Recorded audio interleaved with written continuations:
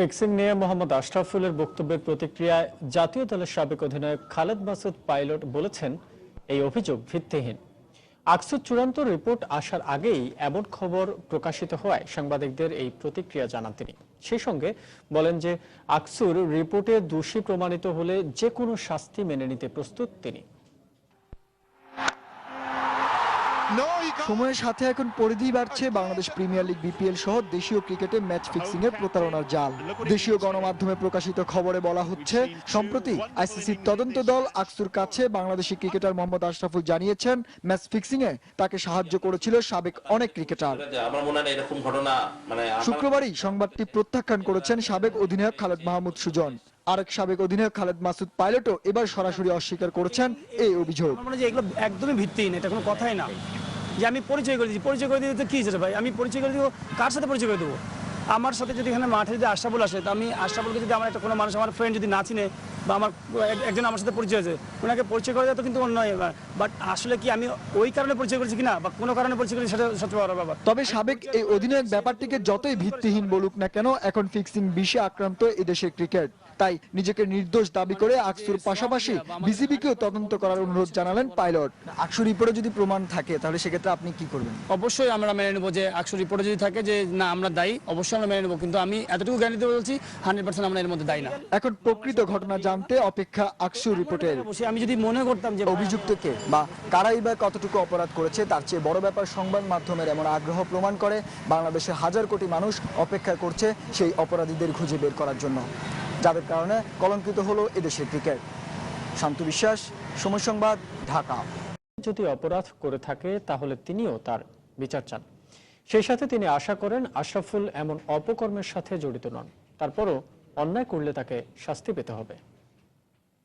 আমি জানি যে আমার ছেলে নির্দোষ, আর যদি দোষ করে থাকে সেটা তো প্রচলিত আইন অনুযায়ী যেটা বিচার হয় হবে, এতে আমার কোনো আপত্তি নেই।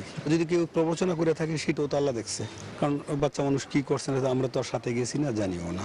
আমি সবসময় আল্লাহর কাছে এক প্রার্থনা করি যে সে আর দোষী হইলে বিচার হবে, আমার কোনো আপত্তি থাকবে না। অনুসন্ধানে নাকি বের হয়ে এসেছে বিপিএল ম্যাচ গড়াপেটা তদন্ত করতে আসা আকসুকে কেবল এবারে বিপিএল এ ম্যাচ ফিক্সিং এ জড়িত থাকার কথা বলেননি একসময় বাংলাদেশকে নেতৃত্ব দেয়া আশরাফুল। বলেছেন ফিক্সিং এর অন্ধকার জগতে তার অনুপ্রবেশ নাকি সুজন পাইলট আর রফিকের হাত ধরে। তাদের মধ্যস্থতায় বিভিন্ন সময় স্পট ফিক্সিং করেছেন তিনি। কিন্তু আশরাফুলের এমন বক্তব্যকে এবার ভিত্তিহীন বলছেন পাইলট।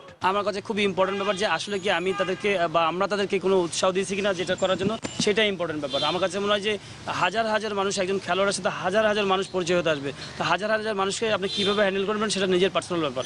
ক্লিন বলতে পারি যে আমি কোনো ম্যাচের সাথে কোনোভাবে জড়িত ছিলাম না। পাইলটের মতো কেবল তাদের জড়িয়ে যে অভিযোগ উঠেছে সেটির সঠিক তদন্তের কথা বলে থেমে থাকেননি বাংলাদেশের পক্ষে প্রথম ১৭তম উইকেট নেয়া স্পিনার মোহাম্মদ রফিক। এটা 100% মিথ্যা। আপনি আমাকে বলেন যে 97-এ ইন্ডিয়ার সাথে ম্যাচ ফিক্সিং করছে, আপনি এখনই যদি বাংলাদেশ খেলে আপনি কি ইন্ডিয়া ম্যাচ ফিক্সিং করবে? বোর্ড প্রেসিডেন্ট সে কালকেও বলছে যে এটা আমরা তদন্ত করতেছি। তো তদন্ত যদি করে, যদি আমরা মনে করি অপরাধী থাকি, অবশ্যই আমাদের শাস্তি দেব। আর যারা আমরা অপরাধী না থাকি, যারা আমাদের বিরুদ্ধে এই জিনিসটা লেখছে, তাদের শাস্তি হোক।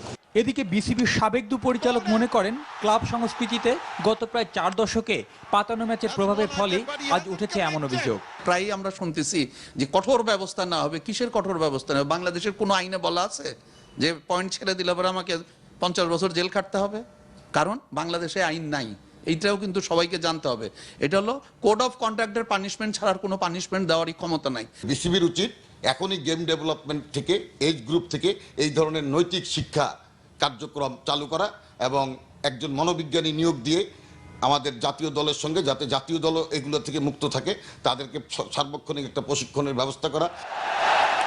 Subrata Bobby, NTV news, Dhaka.